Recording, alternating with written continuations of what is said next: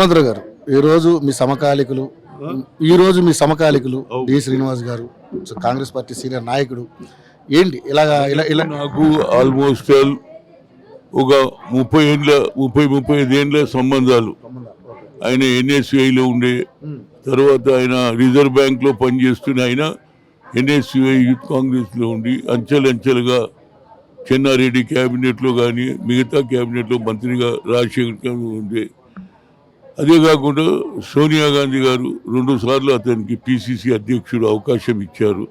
కానీ కొన్ని family problem వల్ల ఆయన వేరియస్ రీజన్లు BRSలో పోయినా మళ్ళీ కాంగ్రెస్లోకి వచ్చాడు. కాబట్టి ఆయన ఏదైతే బడుగు బలైన వర్గాలకు నాయకుడుగా ఎదిగాడు.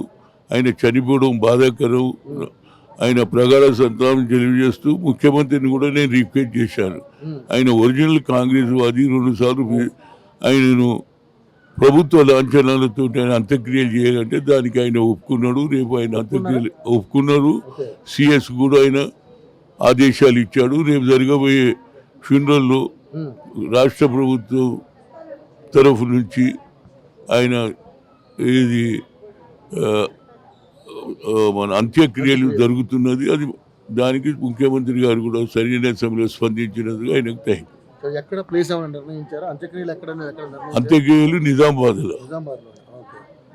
సార్, ఇప్పుడు ఆయన విభేదించారు కాంగ్రెస్ని, మీరు కూడా చాలా సార్లు విభేదించారు, ఆయన కూడా విభేదించారు.